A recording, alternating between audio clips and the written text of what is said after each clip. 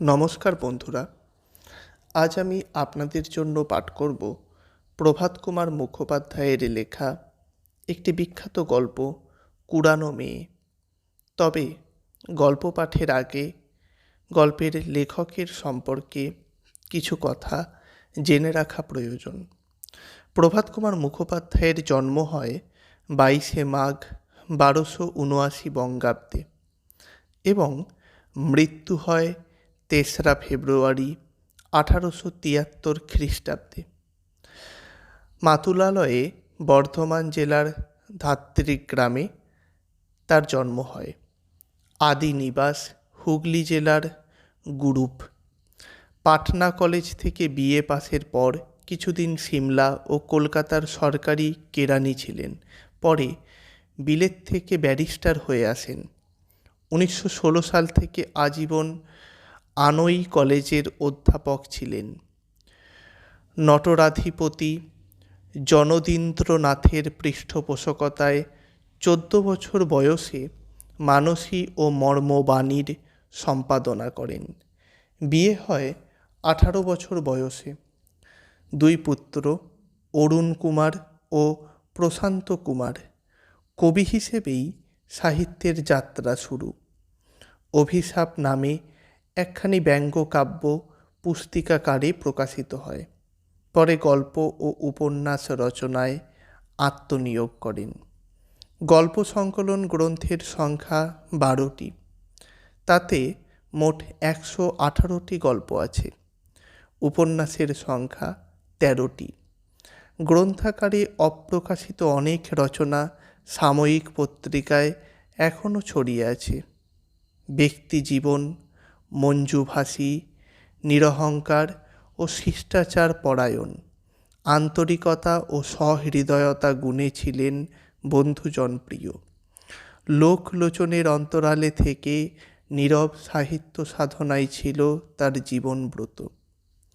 প্রভাত কুমার মুখোপাধ্যায়ের মৃত্যু হয় 22শে চৈত্র 1338 বঙ্গাব্দে এবং ইংরেজির 5ই এপ্রিল 1932 খ্রিস্টাব্দে। আজকের পাঠ্য কুড়ানো মেয়ে গল্পটি প্রথম প্রকাশিত হয় 1306 বঙ্গাব্দের আষাঢ় সংখ্যায় ভারতী পত্রিকায় এবং এটি পরবর্তীকালে নবকথা গল্প সংকলনে স্থান পায় 1306 সালে কার্তিক সংখ্যায়। তো চলুন এবার শুরু করা যাক আজকের গল্প পাঠ। কুড়ানো মেয়ে, প্রথম পরিচ্ছেদ। বেহাই বাড়ি। অপরাহ্নকাল, শ্রাবণ মাসের ভরা গঙ্গা মতিগঞ্জের হাটের অশ্বত্থ মূল লেহন করিয়া বহিতেছে। একখানি জীর্ণ কলেবর ভাউলে আসিয়া ঘাটে লাগিল। একটি শীর্ণকায় বৃদ্ধ ব্রাহ্মণ সাবধানে সন্তর্পণে তীরে অবতরণ করিলেন। মাঝি তাহার ব্যাগটি, ছাতাটি, লাঠিখানা নামাইয়া দিল। তিনি সেইগুলি হাতে লইয়া দাঁড়ি মাঝির খোরাকির জন্য একটা সিকি বাহির করিয়া দিলেন। মাঝি সিকিটি হাতে করিয়া বলিল, কর্তা, আমরা 5টি প্রাণী, 4 আনায় কি করে পেট ভরবে? সে কি রে, 4 আনা কি অল্প হলো? হুজুর, 4 সের চাউল কিনতেই তো 4 আনা যাবে। হাঁড়ি আছে, কাঠ আছে, নুন তেল আছে। নে নে, আর 2 গন্ডা পয়সা নে। বলিয়া বৃদ্ধ অত্যন্ত সাবধানে 2-3 বার গনিয়া 8টি পয়সা মাঝির হাতে দিলেন। তবু মাঝি সন্তুষ্ট হইল না। বলিল, মশাই, 5-5টা পেট, সমস্ত দিন হাড় ভাঙা মেহন্নতের পর না হয় 8 গন্ডাই পুরোপুরি দিন। উভয় পক্ষে কিয়ৎক্ষণ কথা কাটাকাটির পর বৃদ্ধ আর 4টা পয়সা ফেলিয়া দিলেন। তাহার পর চারিদিকে চাহিয়া মৃদুস্বরে মাঝিকে বলিলেন, যদি কেউ জিজ্ঞাসা করে তোমরা কি করতে এসেছ, বলিস আমাদের ঠাকুরমশাই একটা বিয়ের সম্বন্ধ করতে এসেছেন। তাহার পর বৃদ্ধ ধীরে ধীরে রাস্তায় উঠিলেন। ধীরে ধীরে পথ অতিক্রম করিয়া গন্তব্যস্থান অভিমুখে চলিলেন। দোকানি পশারিরা এই নূতন লোকটির পানে মুহূর্তের জন্য কৌতূহলপূর্ণ দৃষ্টি নিক্ষেপ করিয়া আবার স্ব কার্যে মন দিল। বৃদ্ধের নাম সীতানাথ মুখোপাধ্যায়, নিবাস নবগ্রাম। সকালবেলায় লিখিতে বসিয়াছি, অদৃষ্টে কি আছে বলিতে পারি না। নবগ্রামে কেহ আহারের পূর্বে এই বৃদ্ধের নামোচ্চারণ করে না। তাহার কৃপণতা খ্যাতি বহু দূর ব্যাপ্ত। মতিগঞ্জে তাহার বেহাই বাড়ি। 5 বৎসর পূর্বে এই গ্রামের শ্রীযুক্ত হৃষিকেশ বন্দ্যোপাধ্যায়ের কন্যার সহিত তাহার কনিষ্ঠ পুত্র শ্রীমান অন্নদাচরণের বিবাহ হইয়াছিল। বৎসরখানেক হইবে তাহার বধূমাতা সন্তান সম্ভাবনাবশত পিতৃগৃহে আনীত হইয়াছিলেন। আজ 5-6 মাস হইল একটি কচি মেয়ে রাখিয়া বধূটি ইহলোক ত্যাগ করিয়া গিয়াছেন। একদা উৎসব বেশ পরিধান করিয়া বাদ্যভাণ্ডের সহিত সীতানাথ এই পথে পালকি করিয়া বর লইয়া গিয়াছিলেন। আজ সেই সমস্ত অতীত কথা স্মরণ হইতে লাগিল। মনটা বিশেষ নহে, একটু যেন বিষণ্ণ হইল। বৈবাহিকের বাটি পৌঁছিতে অধিকক্ষণ লাগিল না। বৈঠকখানা খোলা ছিল। সীতানাথ সেইখানে গিয়া উপবেশন করিলেন। সেই কক্ষের ভিত্তিগাত্রে বসুধারার সপ্তরেখা আজিও বিদ্যমান। মনে হইল পুত্রের বিবাহান্তে এই কক্ষে কুশণ্ডিকা সম্পন্ন হইয়াছিল। বিবাহের সমকালে তারার বৈবাহিক হৃষিকেশের অবস্থা বেশ সচ্ছল ছিল। 3,000 টাকা খরচ করিয়া তিনি একমাত্র কন্যাটির বিবাহ দিয়াছিলেন। হৃষিকেশ চালানের ব্যবসায় করেন।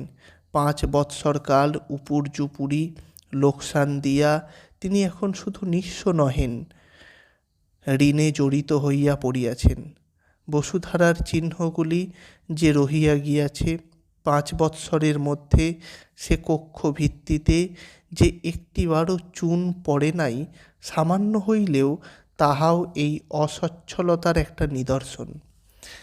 এক ছোঁড়া চাকর বাহিরে বাগানের বেড়া বাঁধিতে বাঁধিতে সীতানাথের প্রতি আর চক্ষে চাহিতেছিল। বোধহয় ভাবিতেছিল, বুড়া নিশ্চয়ই তামাক চাহিবে এবং তামাক সাজিতে গিয়া নিশ্চয়ই সেও দুটান টানিয়া লইবে। বেচারি নূতন তামাক খাইতে শিখিয়াছিল। ধূম পিপাসাটা তখন তাহার অত্যন্ত বলবতী। কিন্তু সীতানাথের দৃষ্টি তাহার উপর পতিত হইবা মাত্র তিনি বলিলেন, ওহে, বাবুকে একবার খবর দাও, নগাঁয়ের সীতানাথ মুখুজ্জে এসেছেন। আশাহত বালক এ অনুরোধে বাক্যমাত্র ব্যয় না করিয়া নীরবে আগন্তুকের প্রতি একবার চাহিল। গভীরভাবে কাস্তেখানি বেড়ার গায়ে ঝুলাইল। দড়ির তলটা ধীরে ধীরে গুটাইয়া ভালো জায়গায় রাখিল। তাহার পর অপ্রসন্ন মুখে মন্থর পদে অন্তঃপুরে প্রবেশ করিল। অনতি বিলম্বে হৃষিকেশ আধময়লা ধুতি পরিয়া একটি মোটা চাদর গায়ে দিয়া বাহির হইয়া আসিলেন। সীতানাথ দেখিলেন, বৈবাহিকের সে স্থূল বপু নাই, অঙ্গে সে লাবণ্য নাই, চক্ষু কোটরাগত। দুইজনে নমস্কারের আদান প্রদান হইল, কোলাকুলি হইল, কুশল প্রশ্নাদি জিজ্ঞাসা হইল। হৃষিকেশের চক্ষু ছলছল, গোটাকত বড় বড় জলবিন্দু গণ্ড বাহিয়া তাহার গাত্রবস্ত্রে পতিত হইল। ভৃত্য আসিয়া তামাক দিয়া গেল। দুইজনে অনেকক্ষণ ধরিয়া পর্যায়ক্রমে ধূমপান করিলেন। কাহারও মুখে কথাটি নাই। অবশেষে সীতানাথ বলিলেন, ভাই, যাহা হইবার তাহা তো হইয়াছে, সে তো আর ফিরবে না। বৃথা আক্ষেপ করিয়া কি হইবে বলো? মেয়েটিকে একবার আনো দেখি। হৃষিকেশ উঠিয়া গেলেন। কিয়ৎক্ষণ পরে বাহির হইয়া আসিলেন। পশ্চাতে ঝি তাহার তাহার কোলে ফরাসি ছিটের দোলাই জড়ান, মাতৃস্তন বঞ্চিত জীর্ণকায় শিশুকন্যা। সে হাসিতেছে না, কাঁদিতেছে না, নিতান্তই নির্লিপ্তের মতো এক দিক পানে চাহিয়া আছে। তাহার পিতামহ তাহার মুখ দেখিবার জন্য নগদ একটি আধুলি বাহির করিয়াছিলেন। কি ভাবিয়া আবার আধুলিটি রাখিয়া একটি টাকা বাহির করিলেন। মুখুজ্জে মহাশয় ইহজীবনে এরূপ বদান্যতা ও ত্যাগ স্বীকারের পরিচয় আর কখনো দেন নাই। এবার একটু বিশেষ কারণ ছিল। টাকাটা দিয়া নাতনির মুখ দেখিলেন। ঝি টাকাটা হাতে লইয়া অসন্তুষ্টের মতো অন্যদিকে মুখ ফিরাইল। বলা বাহুল্য, মেয়ের আদর এখন শহর ছাড়িয়া পল্লীগ্রামেও প্রবেশ করিয়াছে। কলেজের নব্যবাবু শ্বশুরালয়ে গিয়া গিনি দিয়া প্রথম কন্যার মুখ দেখিলে পাড়ার লোক সেটাকে বাড়াবাড়ি বলিয়া আর হাস্য করে না। সুতরাং টাকাটি ঝির মনে ধরিবে কেন? সে ভাবিল, মরমিনসে এত কষ্টের প্রথম মেয়েটি, আহা তাতে আবার মা মরা, একটু সোনা জুটল না মুখ দেখতে। ক্রমে অন্ধকার হইল। মুখোপাধ্যায় হস্তপদাদি প্রক্ষালন করিয়া সন্ধ্যা বন্দনার জন্য বাটির ভিতর প্রবেশ করিলেন।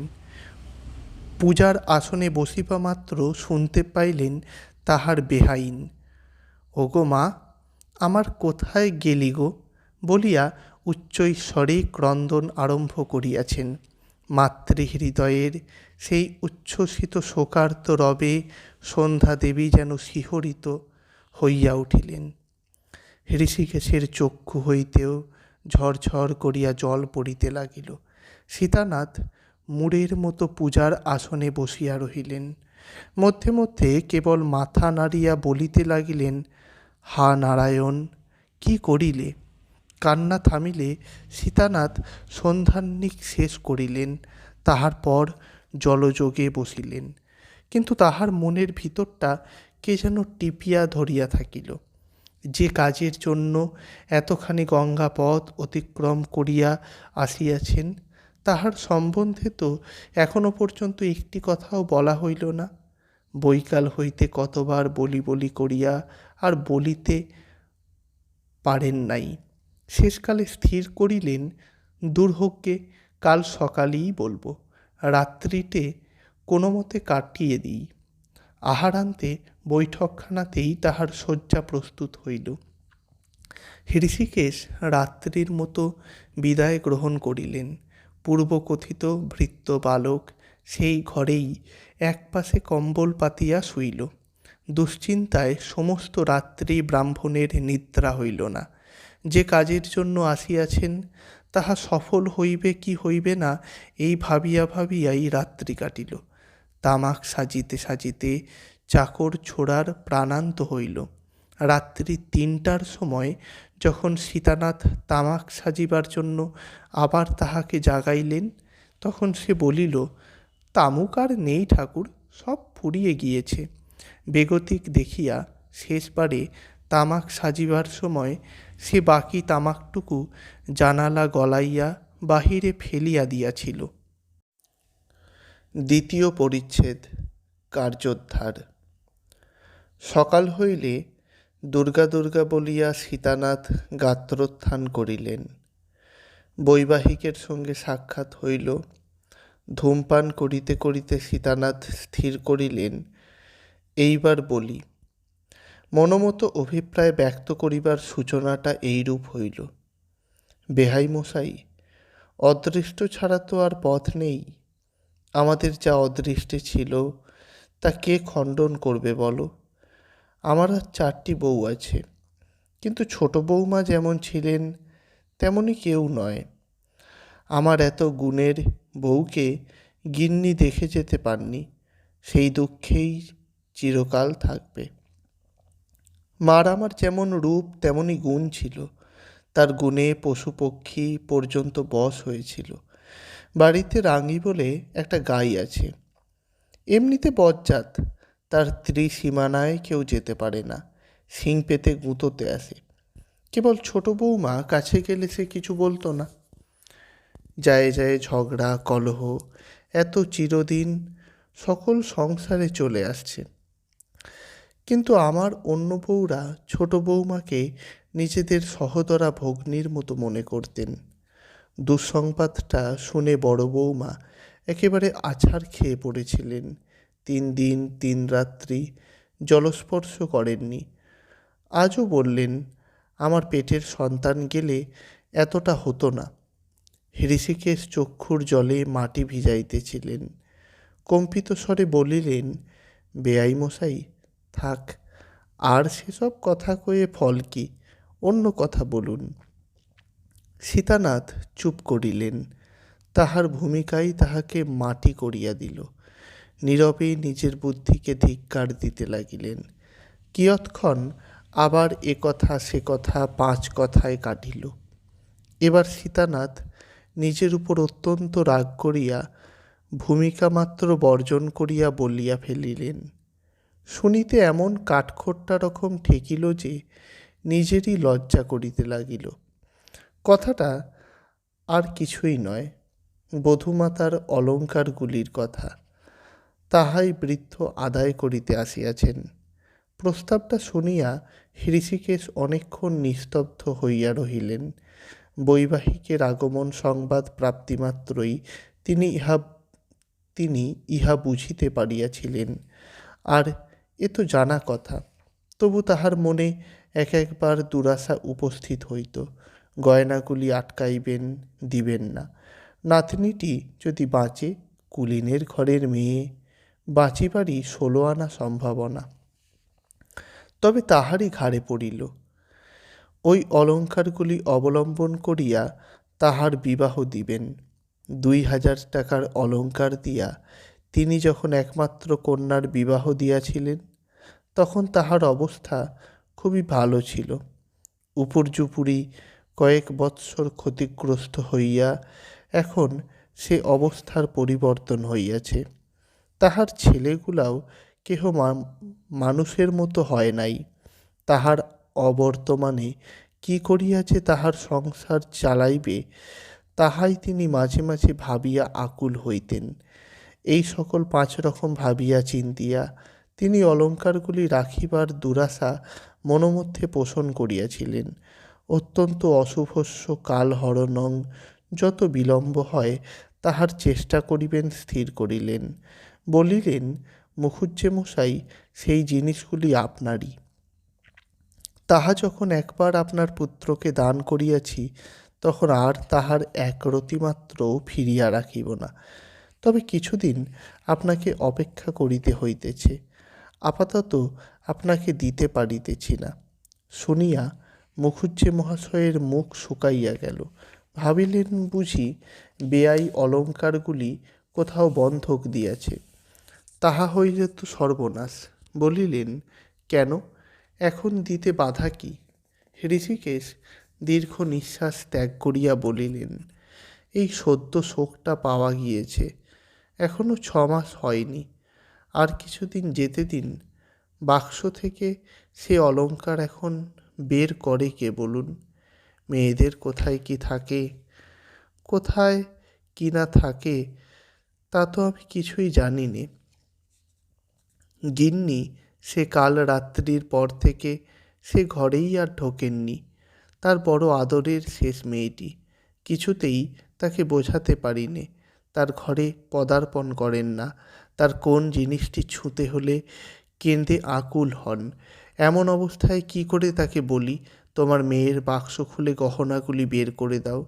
শোকটা এখন বড্ড নতুন, কিছুদিন আর যেতে দিন। গহনা দেওয়ার বাধাস্বরূপ হৃষিকেশ কারণ যাহা দেখাইলেন, তাহা নিতান্তই সত্য। তবে সকলের কাছে এ কারণ যথেষ্ট বলিয়া মনে না হইতে পারে। সীতানাথের মনে হইল না, একটু রাগ হইল। বলিলেন, ভাই, শোক আমার কি লাগেনি? তবে কি করব, সংসার করতে গেলে শোকতাপ তো আছেই। এ থেকে কেউ নিস্তার পেলে এমন তো দেখলাম না। তা সে রাজাই বলো, বাদশাই বলো, আর পথের ভিখারিই বলো, তবু সংসারী লোককে দুদিনে তা ভুলে গিয়ে খেতে হয়, শুতে হয়, হাসতে হয়, সংসার ধর্মের সবই করতে হয়।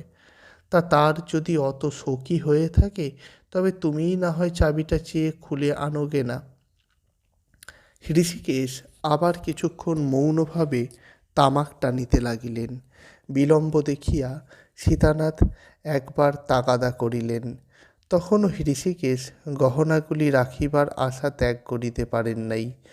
একটু কাতরভাবে বলিলেন, বেয়াই মশাই, একটা বৎসর যেতে দিন, তখন এসে গহনাগুলি নিয়ে যাবেন। যদি আজ্ঞা করেন তো আমিই মাথায় করে সেগুলি আপনার বাড়ি পৌঁছে দেব। সীতানাথ রুক্ষস্বরে উত্তর করিলেন, মানুষের শরীর পদ্মপত্রের জল, আজ আছে কাল নেই।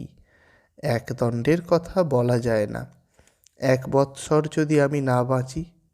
ঋষিকেশ মনে মনে বলিলেন, না বাঁচো তো ওই গহনাতেই তোমার শ্রাদ্ধের জোগাড় করা যাবে। প্রকাশ্যে বলিলেন, তাহলে আপনার গহনা আমাদেরই কাছে থাকবে, ওই গহনা দিয়ে আপনার পৌত্রীর বিবাহ দেব। সীতানাথ শ্লেষের স্বরে বলিলেন, তুমি কি মনে করেছ আমার নাতনি চিরদিনই তোমার ঘরে থাকবে? একটু বড় হলে ওকে আমি নিয়ে যাব। বড় বৌমা মেয়েটিকে দেখবার জন্যে পাগল। আসবার সময় আমাকে বললেন, বাবা, আমিও তোমার সঙ্গে যাব, খুকিকে দেখে আসব। বিবাহের কথা বলছো, তা ভাই আমাদের এমন কপাল কি হবে? ওই মেয়ে কি আর বাঁচবে? ওর যেরকম চেহারা দেখলাম, তাতে কোনো মতেই তো শেষ আশা করা যায় না। ঋষিকেশ ব্যবসায় বুদ্ধিসম্পন্ন লোক, স্তোক বাক্যে ভুলিবার পাত্র নহেন। বলিয়া ফেলিলেন, তা গহনা এখন থাকুক না, যখন মেয়ে নিয়ে যাবেন তখনই গহনা নিয়ে যাবেন। কথাটা শুনিয়া সীতানাথ জ্বলিয়া উঠিলেন। বলিলেন, ভায়া হে, আমাকে কি অবিশ্বাস করলে? জিনিসগুলি আটক করে ব্রাহ্মণকে মনক্ষুণ্ণ করে ফিরিয়ে দিলে কি তোমার মঙ্গল হবে? ঋষিকেশ বেহাইয়ের চরিত্র পূর্বাবধিই জানিতেন। তিনি যখন ধরিয়াছেন গহনা লইয়া যাইবেন, তখন যে না লইয়া ফিরিবেন এমন আশা নাই। সুতরাং আর আপত্তি উত্থাপন করা নিষ্ফল মনে করিলেন। বলিলেন, তবে নিয়ে যান। সীতানাথের মুখ প্রফুল্ল ভাব ধারণ করিল। বলিলেন, আহারাদির পর সকাল সকাল আজই বেরুতে হবে। তুমি তবে সেগুলো বের করে ঠিক করে রাখো, আমি গঙ্গা স্নানটা সেরে আসি। গঙ্গার ঘাটে আসিয়া অনেক দূর হইতে মাঝিকে উচ্চস্বরে বলিলেন, ও মাঝি, যে বিয়ের সম্বন্ধ করতে এসেছিলাম সে তারা রাজি নয়, বলে অত গরিবের ঘরে আমরা মেয়ে দেব না। নৌকো ঠিক করে রাখো, খাওয়া দাওয়ার পর ছাড়া যাবে। বলিয়া ধূর্ত ব্রাহ্মণ চারিদিকে চাহিয়া দেখিল ঘাটশুদ্ধ লোক তাহার কথাগুলি শুনিতে পাইয়াছে কিনা। যেরূপ উচ্চকণ্ঠে কথাগুলি উচ্চারিত হইয়াছিল, তাহাতে নিতান্ত বোধির ভিন্ন আর কাহারও না শুনিতে পাইবার সম্ভাবনা ছিল না। লোকে মুখ চাওয়াচাই করিতে লাগিল। তাহার পর সীতানাথ গঙ্গা স্নান সমাপ্ত করিয়া অত্যন্ত আড়ম্বরের সহিত ঘাটে আহ্নিক করিতে বসিলেন। আজ দেবতাগণের বড়ই শুভাদৃষ্ট। এরূপ ভক্তিবাহুল্যের সহিত পূজা সীতানাথ অনেক কাল করেন নাই। বাড়ি ফিরিয়া গিয়া আহারাদি শীঘ্র শীঘ্র শেষ করিলেন। বুড়ার আর দেরি সহে না। ঋষিকেশকে বলিলেন, ভাই, এইবার জিনিসগুলি নিয়ে এসো, দুর্গা বলে সকাল সকাল যাত্রা করি। ঋষিকেশ অন্তঃপুরে প্রবেশ করিয়া বড় বিলম্ব করিতে লাগিলেন। সীতানাথ ভাবিলেন, সেই দিতেই হইবে। তবু কেমন যে কৃপণের স্বভাব, যতক্ষণ পারে ততক্ষণ দেরি করিতেছে। যাহা হউক, মনটার অবস্থা বেশ উৎফুল্ল থাকার দরুন সীতানাথ গুনগুন করিয়া একটা রাগিণী ধরিলেন। ছাড়ো মন, বিষয়েরই ভাবনা অসার, তবু রাথানাথ পদ কর চিন্তা অনিবার। ঋষিকেশকে রিক্ত হস্তে ফিরিয়া আসিতে দেখিয়া সীতানাথের গান সহসা বাধাপ্রাপ্ত হইল। বিস্মিত হইয়া বলিলেন, কি হলো? হলো না সে কি? ঋষিকেশ ব্যাপারখানা বুঝাইলেন। মুখুজ্জেমশাই, জিনিসগুলি আপনাকে দিতে প্রস্তুতি হয়েছিলাম। গিন্নিকে গিয়ে বলাতে প্রথম তিনি কেঁদে ভাসিয়ে দিলেন। শেষে বললেন, চাবি তো নেই, চাবি আমার মায়ের কাকালে ছিল, সে তারই সঙ্গে চিতায় উঠেছে। কথাটা সীতানাথের বিশ্বাস হইল না। রাগিয়া বলিলেন, সে আমি শুনব না। চাবি না থাকে বাক্স ভাঙো, জিনিস আমি না নিয়ে যাচ্ছি নে। ঋষিকেশ বলিলেন, যদি না যান তবে বসে থাকুন, চাবি নেই, আমি কি করব? এই তো অবস্থা। এর উপর কি কামার ডেকে এনে দমাদ্দম করে সিন্ধুক ভাঙানো ভালো দেখায়? না, সেটা করানো আপনারই কর্তব্য কর্ম হয়। সীতানাথ মুখ চক্ষু বিকৃত করিয়া চেঁচাইয়া বলিলেন, না, আমার কর্তব্য কর্ম হয় না। ব্রাহ্মণকে ফাঁকি দেওয়াটাই তোমার কর্তব্য কর্ম হয়। দেবে কি না দেবে সেটা খোলসা করে বলো দেখি। যদি না দাও তবে পইতে ছিঁড়ে অভিশাপ দিয়ে যাব, তেরাত্তির পোয়াবে না। বৈবাহিক প্রবরের মুখ চোখের ভঙ্গিমা দেখিয়া ঋষিকেশ বড় অপমান বোধ করিলেন। মনে মনে ভারী ঘৃণা হইল। স্বয়ং গিয়া কামার ডাকিয়া আনিলেন। দোতলার ওপর তাহাকে লইয়া গিয়া সিন্ধুক ভাঙাইলেন। মেয়ের মা এই নিষ্ঠুর কাণ্ড দেখিয়া মাটিতে লুটাপুটি করিয়া কাঁদিতে লাগিলেন। বৈবাহিক গহনা লইয়া বিদায় হইলে ঋষিকেশও শয্যাতলে আশ্রয় গ্রহণ করিলেন। সেদিন আর এই দম্পতির মুখে অন্নগ্রাস উঠিল না। তৃতীয় পরিচ্ছেদ। বুড়ো বর। ভাগীরথীর তীরে বৃক্ষরাজি বেষ্টিত নবগ্রাম। ভোর হইয়াছে, সকল পাখি এখন প্রভাতী কলকুঞ্জন আরম্ভ করে নাই। একখানি ছেঁড়া বালাপোষ গায়ে দিয়া, মাথায় পাগড়ি বাঁধিয়া বৃদ্ধ সীতানাথ ধীরে ধীরে স্বীয় ভবনাভিমুখে চলিতেছেন। পূর্বরাত্রের বৃষ্টির জল বৃক্ষপল্লব হইতে টপ টপ করিয়া তাহার পাগড়ি ও বালাপোষ ভিজাইয়া দিতেছে। ক্রমে তিনি নিজ বাটির সদর দরজার সম্মুখে আসিয়া উপস্থিত হইলেন। দরজা বন্ধ। দুই পাশে দুইটি ইষ্টক নির্মিত দেউড়ি বা বসিবার স্থান।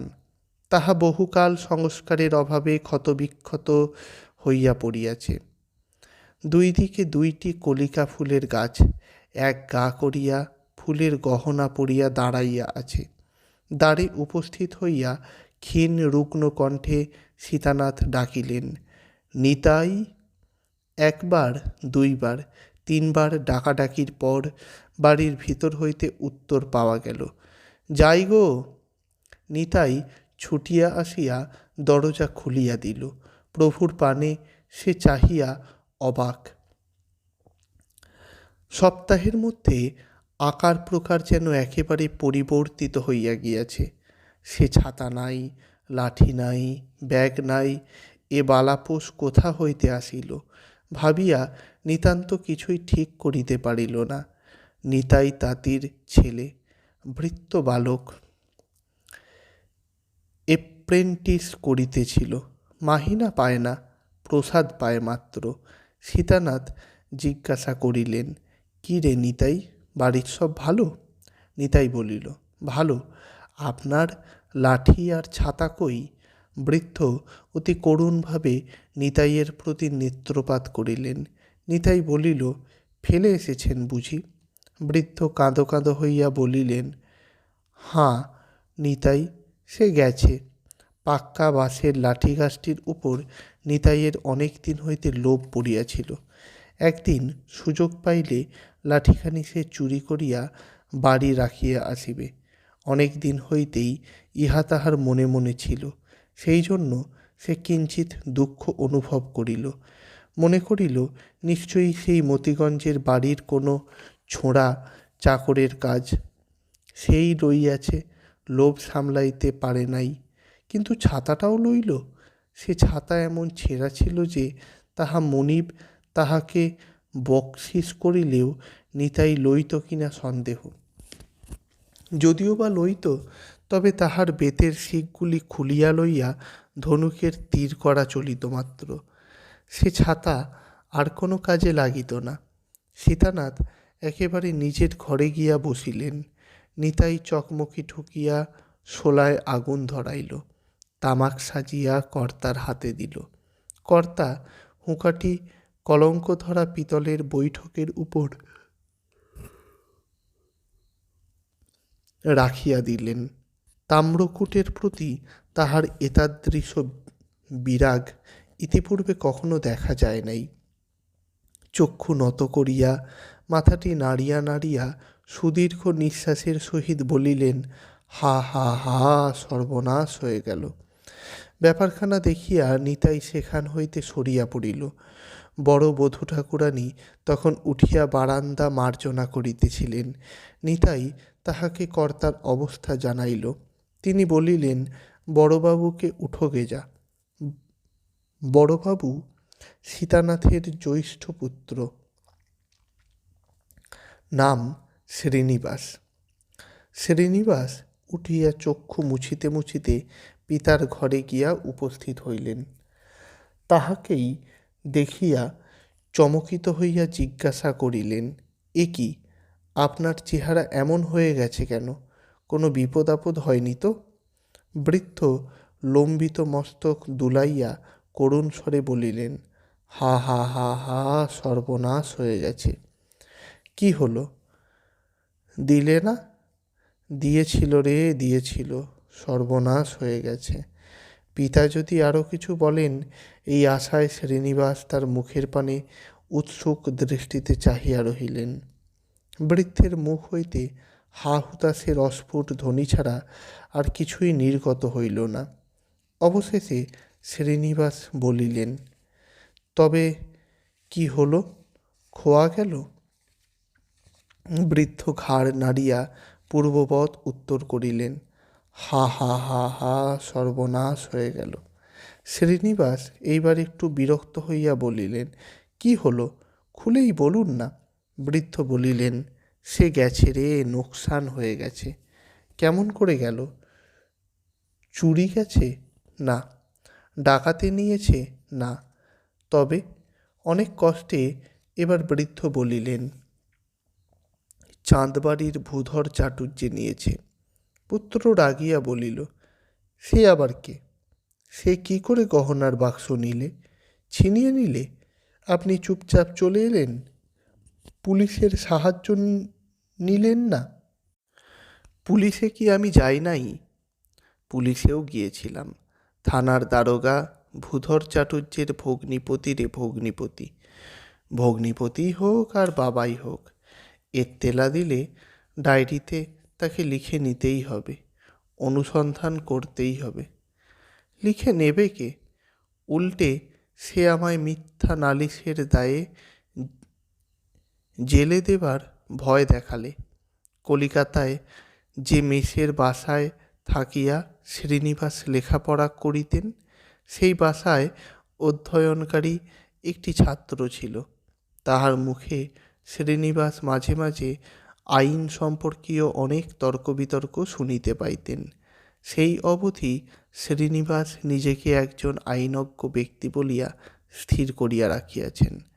নগদ 8 আনা খরচ করিয়া একখানি মুক্তার গাইড পুস্তক ক্রয় করিয়াছেন। গ্রামের লোকের মোকদ্দমা উপস্থিত হইলে প্রায়ই শ্রীনিবাস কোনো না কোনো পক্ষের সহায়তা করিয়া পরামর্শ দান করেন। গম্ভীরভাবে পিতাকে বলিলেন, ব্যাপারটা কি হয়েছে সব আদ্যোপান্ত খুলে বলুন, দেখি আমি এর কিছু প্রতিকার করতে পারি কিনা। তখন বৃদ্ধ বলিতে আরম্ভ করিলেন। তাহার সেই 1 ঘণ্টা কালব্যাপী সকরুণ বক্তৃতার ভিতর হইতে সমস্ত হাহুতাশ, অশ্রুপাত, অনাবশ্যক মন্তব্য বাদ দিয়া সারাংশটুকু মাত্র লিপিবদ্ধ করিলাম। সন্ধ্যার পূর্বে নৌকা গুণ টানিয়া আসিতেছিল। হঠাৎ গুণ ছিঁড়িয়া গিয়া নৌকা বিপরীত দিকে মহাবেগে ছুটিয়া যায়। চন্দ্রবাটির ঘাটে একখানা মাল বোঝাই প্রকাণ্ড ভরে ঠেকিয়া নৌকা ভাঙিয়া গেল। গহনার বাক্স চাদর দিয়া সীতানাথের পিঠে বাঁধা ছিল। অচেতন অবস্থায় সীতানাথকে জল হইতে তুলিয়া ভূধর চট্টোপাধ্যায় তাহাকে গৃহে লইয়া যান।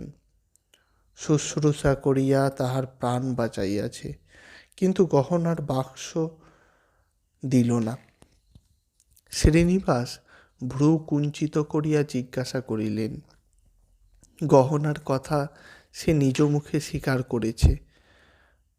প্রথম স্বীকার করেনি। আমার যখন জ্ঞান হলো তখন জিজ্ঞাসা করলাম, আমার পিঠে যে একটা বাক্স বাঁধা ছিল সে কোথা? বললে, তা তো কই আমরা পাইনি। তখন আমি চিৎকার করে বললাম, আমার সর্বস্ব গেল রে, ব্রহ্মহত্যে করলে রে। বলে আবার আমি অজ্ঞান হয়ে যাই। ফের যখন জ্ঞান হলো তখন দেখি কোথা থেকে একটা ডাক্তার নিয়ে এসেছে। ডাক্তারটি বললে, তোমার কোনো ভাবনা নেই, তোমার বাক্স আছে। আমার সমস্ত পরিচয় জিজ্ঞাসা করলে, নাড়ি দেখে ওষুধ দিলে, বলে গেল তোমার কোনো ভয় নেই, 3 দিনের মধ্যে তুমি সেরে উঠবে। শ্রীনিবাস উৎসাহের সহিত বলিলেন, তবে আদালতের নালিশ করে ডাক্তারকে সাক্ষী মানব, কান ধরে ভূধর চাটুর্যের কাছ থেকে গহনা আদায় করে নেবনে। বৃদ্ধ বলিলেন, সে দফাও রফারে, সে দফাও রফা। ডাক্তারের কাছে কি যাইনি? ডাক্তারের কাছেও গিয়েছিলাম। ডাক্তার বললে, গহনার কথা সে কিছুই জানে না, কেবল আমায় সান্ত্বনা দেবার জন্যে মিছি করে বলেছিল। আদালতে নালিশ করলে আর কি হবে, ডাক্তার ওই কথা বলে বসবে। তবে কি করে জানলেন ভূধর চাটুর্যে নিয়েছেন? তারপরে ভূধর চাটুর্যে নিজেই বলছে, স্বীকার করে নিয়েছি, অথচ স্বীকার করলে নিয়েছি, অথচ দিলে না। বাহ, বেশ লোক তো। তবে তার স্বীকার করবার উদ্দেশ্যটা কি? অস্বীকার করাই তো তার পক্ষে সুবিধা ছিল। উদ্দেশ্য আছে রে, উদ্দেশ্য আছে। বলে, তোমার ছোট ছেলের সঙ্গে আমার মেয়ের বিয়ে দাও, তাহলে ওই গহনাগুলি সব পাবে। আমি গরিব, আমার মেয়ের বিয়ে হয় না, তোমার গহনা তোমার ঘরেই যাবে। পুরস্কার স্বরূপ আমাকে কন্যাদায় থেকে উদ্ধার করবে। কথাটা শুনিয়া শ্রীনিবাস বলিলেন, তবেই তো দেখছি গোলযোগ। বলিয়া অভ্যাসবশত গুম্ফপ্রান্ত দংশন করিতে প্রবৃত্ত হইলেন। সীতানাথের কনিষ্ঠ পুত্রের নাম শ্রীমান অন্নদাচরণ। তিনি এলে ফেল করা নব্যযুবক। মেজাজটা নিতান্তই সাহেবী ধরনের। প্রাতে ও সন্ধ্যায় বিস্কুট সহযোগে নিয়মিত রূপে চা পান করিয়া থাকেন। গ্রামের বালকদিগের মধ্যে বিদ্বান বলিয়া তাহার যথেষ্ট খ্যাতি আছে। চেহারাটি দিব্য, রবীন্দ্রীয় কেশদাম তাহার কমনীয় মুখ সৌন্দর্য বহুগুণ বর্ধিত করিয়াছিল। স্ত্রী বিয়োগের পর তিনি বিস্তর কবিত্ব প্রকাশ করিয়া ভগ্ন হৃদয়ের মহাশোকাশ্রু নামধেয় একখানি চটি কবিতা পুস্তক প্রণয়ন ও প্রকাশ করিয়াছেন। যতবার বিবাহের প্রস্তাব আসিয়াছে অবজ্ঞা ভরে প্রত্যাখ্যান করিয়াছেন। বন্ধু সমাজে পল্লীবৎসল বলিয়া তাহার সম্মানের আর সীমা নাই। তাহাকে এ বিবাহে রাজি করা যাইবে এমন কোনো আশা ছিল না। তাই শ্রীনিবাস বলিয়াছিলেন, তবেই তো দেখছি গোলযোগ। বৃদ্ধ বলিলেন, দেখো চেষ্টা করো, বলে কয়ে দেখো, নইলে এ বুড়ো বয়সে অতগুলি টাকার গহনার শোক আমি সহ্য করতে পারবো না। আমি মারা যাব। ওকে বলো বিবাহ না করলে পিতৃহত্যার পাপ ওকে লাগবে। অন্নদার চারিটি দাদা। অন্নদাকে পাকড়াও করিয়া আনিয়া তাহাকে ঘিরিয়া বসিলেন। সমস্ত দিন ধরিয়া কত রকমে তাহাকে বুঝাইলেন, কত মিনতি করিলেন, তর্ক করিলেন, রাগ করিলেন। কিছুতেই অন্নদার মন টলিল না। অন্নদার অন্তরঙ্গ বন্ধু বান্ধবগণকে খোসামত করিয়া তাহাদের দ্বারায় অনুরোধ চলিতে লাগিল। পুনর্বার দ্বারগ্রহণের বিরুদ্ধে অন্নদা যত প্রকার যুক্তির অবতারণা করিল, তাহার বন্ধুরা সেগুলি যখন যেরূপ সুবিধা হইল সুতর্ক বা বিতর্কের সাহায্যে একে একে খণ্ডন করিল। কাজের কথা ছাড়িয়া যখন ভাবের কথা আসিয়া পড়িল, তখন তাহারা বিজয়ীর মতো অবজ্ঞা হাস্য করিয়া চতুর্দিক হইতে শোকবিহ্বল মৃত পত্নীকের দ্বিতীয় দ্বারগ্রহণের অজস্র উদাহরণ আনিয়া স্তূপীকৃত করিল। দেখো অমুক স্ত্রীবিয়োগের পর সন্ন্যাসী হইয়া গৃহত্যাগ করিয়া গেল, বনে জঙ্গলে পাহাড়ে পাহাড়ে লোটা কম্বল কাঁধে করিয়া ঘুরিয়া বেড়াইল, কিন্তু 1 বৎসর যাইতে না যাইতে ফিরিয়া আসিয়া নিজে মেয়ে দেখিয়া বিবাহ করিল।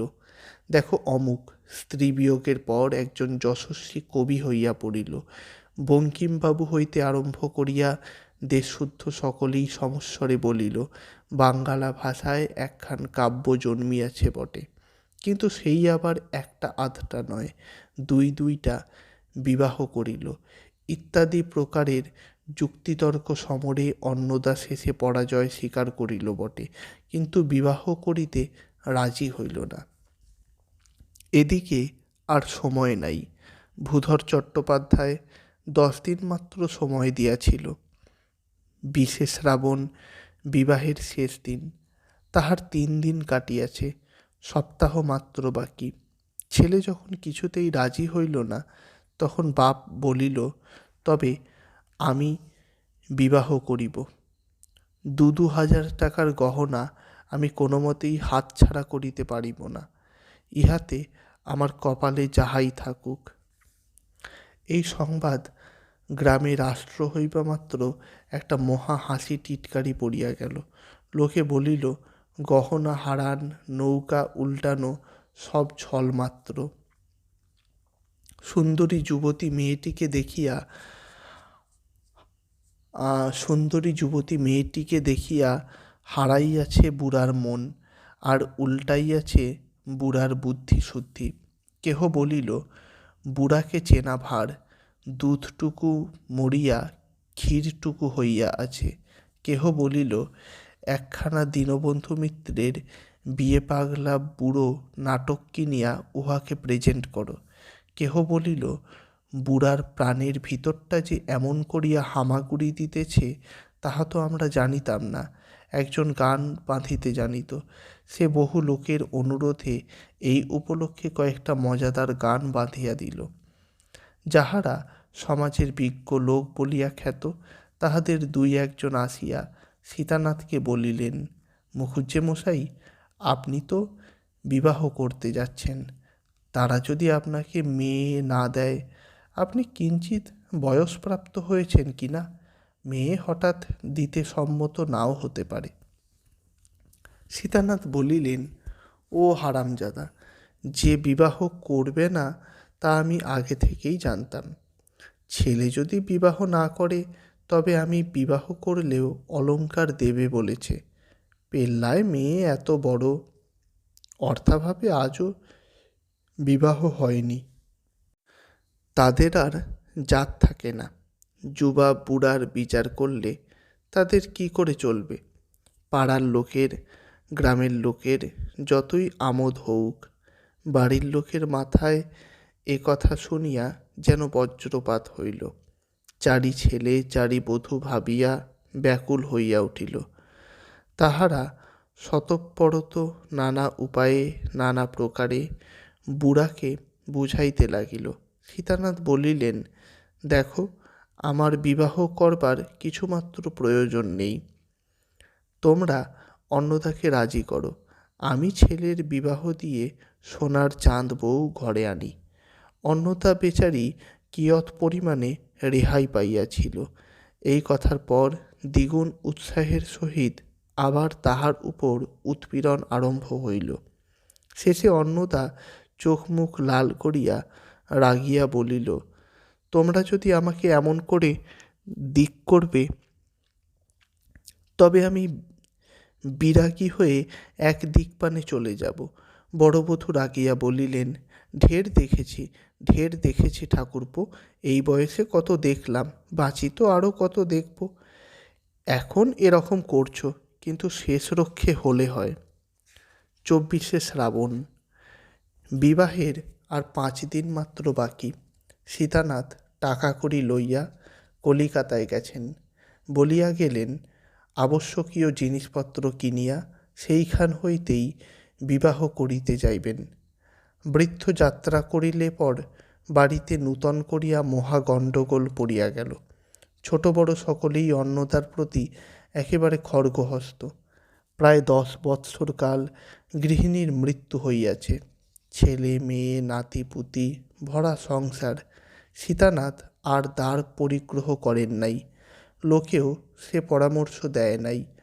আজ 10 বৎসর কাল বড়বধূ ঘরের গৃহিণী, হঠাৎ নোলক পড়া মূর্তিমতী উপদ্রবরূপিণী একটি কচি মেয়ে আসিয়া তাহার হস্ত হইতে গৃহস্থলীর শাসনদণ্ড কাড়িয়া লইবে, এ কল্পনা মাত্র নিতান্তই যন্ত্রণাদায়ক হইল।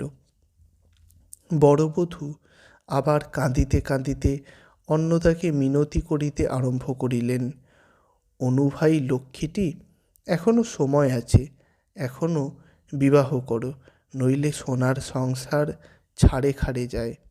অন্নদা হঠাৎ বলিল, দেখো বৌদিদি, আমি একটা মতলব স্থির করেছি। শুনলাম তারা বড় গরিব, তাই মেয়েটির বিয়ে হয় না। তোমরা কোনো রকমে 1000খানেক টাকা আমাকে সংগ্রহ করে দাও। আমি সেই টাকা ভূধর চাটুর্যেকে দিয়ে বলি, আপনি ব্রাহ্মণ, কন্যা দায়গ্রস্ত, কিঞ্চিৎ সাহায্য করলাম। মনোমতো সুপাত্র এনে মেয়ের বিবাহ দিন, আমার গহনাগুলি ফিরিয়ে দিন। তা তারা দিতে পারে, তারা যে অধার্মিক নয়, তাদের ব্যবহারে তা জানা যাচ্ছে। অনায়াসেই তো গহনাগুলির কথা অস্বীকার করতে পারত। কথাটা সকলে মিলিয়া তোলপাড় করিয়া বলিল, হাঁ, এ পরামর্শ মন্দ নহে, চেষ্টা করিয়া দেখিতে ক্ষতি কি। প্রাণের দায়, পরিবারস্থ সকলের মধ্যে চাঁদা করিয়া কিছু ঋণ করিয়া 1000 টাকা জমা হইল। সকালে সীতানাথ রেলপথে কলিকাতা যাত্রা করিয়াছিলেন। সন্ধ্যার পর অন্নদার নৌকা চন্দ্রবাটি অভিমুখে রওনা হইল। চতুর্থ পরিচ্ছেদ। একখানি পত্র। চন্দ্রবাটি গ্রাম, তারিখ 27শে শ্রাবণ। পরম পূজনীয় শ্রীযুক্ত পিতা ঠাকুর মহাশয়, শ্রীচরণ কমলেষু সংখ্যাতীত প্রণামান্তে নিবেদন। আপনি কলকাতায় রওনা হইবার পরদিবস আমি কার্যগতিকে চন্দ্রবাটি গ্রামে উপস্থিত হই। প্রথমেই মহাশয়ের জীবনদাতা বন্ধু শ্রীযুক্ত ভূধরনাথ চট্টোপাধ্যায়ের সহিত সাক্ষাৎ করি। উক্ত মহাশয় পরম সজ্জন ব্যক্তি, যার পরনাই আদর অভ্যর্থনায় আমাকে আপ্যায়িত করিয়াছেন। এ পর্যন্ত আমি তাহার গৃহে অতিথি। আমার পরিচয় পাইয়া গ্রামের কয়েকটি ভদ্রলোক আমার সঙ্গে সাক্ষাৎ করিলেন এবং একজন বিজ্ঞ ব্যক্তি আমাকে নির্জনে লইয়া গিয়া বলিলেন, বাপু হে, শুনিতেছি তুমি নাকি এই ভূধর চট্টোপাধ্যায়ের কন্যাকে বিবাহ করিতে প্রস্তুত হইয়াছ। আমি সবিনয়ে প্রতিবাদ করিয়া বলিলাম যে আমি নহি, পরন্তু আমার পূজনীয় পিতৃদেব উক্তা বালিকাটির পানি পীড়ন করিতে অভিলাষী। কথাটা শুনিয়া বিজ্ঞ লোকটি থতমত খাইয়া গেলেন, মনে করিলেন বুঝি আমি তাহার সঙ্গে বিদ্রূপ করিতেছি। অবস্থা দেখিয়া আমি তাহাকে সব কথা বুঝাইয়া বলিলাম। শুনিয়া বিজ্ঞ ভদ্রলোকটি বলিলেন, সর্বনাশ, তোমার পিতা ঠাকুর যেন এমন কার্য না করেন। ও মেয়েটির জাতিকুলের ঠিকানা নাই, ওটি কুড়ানো মেয়ে। 13-14 বৎসর পূর্বে যেবার মহাবারুণী যোগে ত্রিবেণীতে লক্ষ লোকের সমাগম হইয়াছিল, সেই বৎসর সব পরিবারে সেখানে গঙ্গা স্নান করিতে গিয়া চট্টোপাধ্যায় ওই মেয়েকে কুড়াইয়া পান। ও মেয়ের বয়স তখন বছর 2 আন্দাজ। নিঃসন্তান বলিয়া চট্টোপাধ্যায় মেয়েটিকে কন্যার মতো প্রতিপালন করিয়াছে। অনেকবার ও মেয়ের বিবাহেরও সম্বন্ধ হইয়াছিল, কিন্তু পাছে কোনো সৎ কুলীন ব্যক্তির জাতিনাশ হয়, এই আশঙ্কায় আমরা প্রতিবারেই বরপক্ষীয়গণকে সাবধান করিয়া দিয়াছি। তোমাদিগকেও সাবধান করিয়া দিলাম। মহাবারুণী যোগের সময় ত্রিবেণীর ঘাটে মেয়েটিকে কুড়াইয়া পাওয়া গিয়াছে শুনিয়া আমার মনে একটা সন্দেহ উপস্থিত হইয়াছিল। মেয়েটিকে একবার দেখিবার নিতান্ত ইচ্ছা হইল। চট্টোপাধ্যায় মহাশয়কে বলিলাম, আমার পিতা ঠাকুর যখন আপনার কন্যার পানি গ্রহণার্থী হইয়াছেন, তখন মেয়েটিকে একবার দেখা আমার সর্বতোভাবে কর্তব্য। চট্টোপাধ্যায় কন্যাকে যথাসাধ্য বসনভূষণে সাজাইয়া আমার সম্মুখীন করেন। মেয়েটিকে দেখিয়া আমি অত্যন্ত বিস্মিত হই, মুখখানি অবিকল আমাদের ছোট বধূর মতো। চট্টোপাধ্যায় মহাশয়কে জিজ্ঞাসা করিলাম মেয়েটির কোনো স্থায়ী রকমের ব্যাধি আছে কিনা। তিনি প্রথমত কিছুতেই কিছু স্বীকার করেন না। অনেক জেরা করিয়া বাহির করিলাম যে মাঝে মাঝে মেয়ের বুকে অম্লশূলের মতো একটা বেদনা দেখা যায়। 2 দিন, কখনো বা 3 দিন বুক যায় শব্দ, তারপর ভালো হইয়া যায়। বৎসরে এইরূপ 2-3 বার হইয়া থাকে। পূর্বে যাহা সন্দেহ করিয়াছিলাম তাহাই বিশ্বাসে পরিণত হইল। মেয়েটি আমার শ্যালিকা। হিসাব করিয়া দেখিলাম 13 বৎসর পূর্বেই আমার শ্বশুর ঠাকুরানী মেয়েটিকে ত্রিবেণীর ঘাটে হারাইয়া আসেন। তখন তাহার বয়স 2 বৎসর মাত্র। সপ্তাহ ধরিয়া ত্রিবেণীর চতুর্দিকে অনেক নিষ্ফল অনুসন্ধান হয়। মেয়েটির গায়ে অনেক সোনার গহনা ছিল। এই নিমিত্ত সকলে সিদ্ধান্ত করেন যে গহনার লোভে কেহ তাহাকে হত্যা করিয়া থাকিবে। এ সমস্ত ইতিহাস আপনি অবশ্যই জ্ঞাত আছেন। অম্লশূলের ব্যারামটা উহাও একটা প্রধান কথা। আমার শ্বশুর ঠাকুরানীর উহা আছে, আমার স্ত্রীর ছিল। আমার শ্যালকগণও অল্পাধিক পরিমাণে ওই পীড়াক্রান্ত। যাহা হউক, আমি এই তথ্য আবিষ্কার করিয়াই শ্বশুর মহাশয়কে তার যোগে সংবাদ প্রেরণ করি। অদ্য প্রভাতে তিনি আমার শাশুড়ি ঠাকুরানীকে সমভিব্যাহারে লইয়া এখানে উপস্থিত হইয়াছেন। মেয়েটি যে তাহারই সে বিষয়ে শ্বশুরদেবীর সংশয় মাত্র নাই। অতঃপর আপনি যদি কন্যাটিকে বিবাহ করেন, তাহা হইলে কতকটা সম্পর্ক বিরুদ্ধ হয়, এই কারণেও বটে। আর মহাশয়কে এই বয়সে একটা গলগ্রহ করিয়া দিয়া কষ্টে ফেলা উপযুক্ত সন্তানের কর্তব্য কর্ম হয় না ভাবিয়া আমিই তাহাকে বিবাহ করিতে স্বীকৃত হইয়াছি। অতএব আপনি প্রয়োজনীয় দ্রব্যাদি লইয়া সত্বর আগমন করিবেন।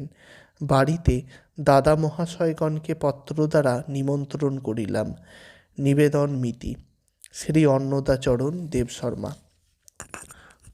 পুনশ্চ যদি সময় থাকে তবে আসিবার পূর্বে একবার হরিদাস চট্টোপাধ্যায়ের পুস্তকের দোকানে উপস্থিত হইয়া মদ্রচিত ভগ্ন হৃদয়ের মহাশোকাশ্রু নামক কাব্যখানির সমস্ত অবিকৃত খণ্ডগুলি সঙ্গে আনয়ন করিবেন। চট্টোপাধ্যায়ের নামে একখানি পত্র লিখিয়া এই সঙ্গে দিলাম। আপনার প্রতি তাহার অবিশ্বাসের কোনো কারণ থাকিবে না। তাহাকে জিজ্ঞাসা করিয়া আসিবেন, আমি যদি আত্মজীবনচরিত নামক একখানি গ্রন্থ প্রণয়ন করি, তবে তিনি সে পুস্তক নিজ ব্যয়ে প্রকাশ করিতে প্রস্তুত আছেন কিনা। এই অলিখিত পুস্তকখানি অতীব মনোরম ও কৌতুকাবহ হইবার সম্ভাবনা। ইতি শ্রী অন্নদা। পুনশ্চ ভূধর চট্টোপাধ্যায় যে আমার প্রথমা পত্নীর অলঙ্কারের কথা বলিয়াছিলেন, এখন বলিতেছেন, তাহা সর্বৈব মিথ্যা। পাছে মহাশয় সেগুলির অপ্রাপ্তিতে নিরাশা দুঃখ অনুভব করেন, তাই এখন অবধি বলিয়া রাখিলাম। আমাকে বিবাহ করিতে কৃতসংকল্প দেখিয়া তিনি কথা প্রকাশ করিয়াছেন। এই মিথ্যাচারণের জন্য আমি তাহাকে কৈফিয়ত চাহিয়াছিলাম। তিনি বলিলেন, মুখুজ্জে মহাশয় সম্বিত পাইয়া যখন আমাকে জিজ্ঞাসা করিয়াছিলেন বাক্স কোথায়, আমি বিস্মিত হইয়াছিলাম ও সত্য বলিয়াছিলাম কোনো বাক্স পাই নাই। তাহার পর ডাক্তার আসে এবং পরামর্শ দেয়, ও কথা বলিও না, পীড়া বাড়িবে, বলিও বাক্স আছে, উহাকে ভালো হইতে দাও। আমিও মনে করিলাম এ সুযোগে মেয়েটিকে পার করিবার চেষ্টা করি। বাপু হে, আমার মেয়ের কিনারা হইতেছিল না, তাই দুইটা মিথ্যা কথা বলিয়াছিলাম। তা সে মিথ্যা কতক্ষণ টিকিত? বিবাহ হইলেই সমস্ত প্রকাশ হইত, তখন তো আর তোমরা মেয়ে ফিরাইয়া দিতে পারিতে না। চট্টোপাধ্যায় মহাশয় যতই বিনয়ী ও অতিথি বৎসল হউন, নীতিজ্ঞান তাহার অতি শোচনীয়। এরূপ শিথিল নীতিক মনুষ্য যে আমার শ্বশুর হইলেন না, ইহাতে আমি নিজেকে নিয়ে অভিনন্দন করিতেছি। ইতি শ্রী অন্নদা। ধন্যবাদ।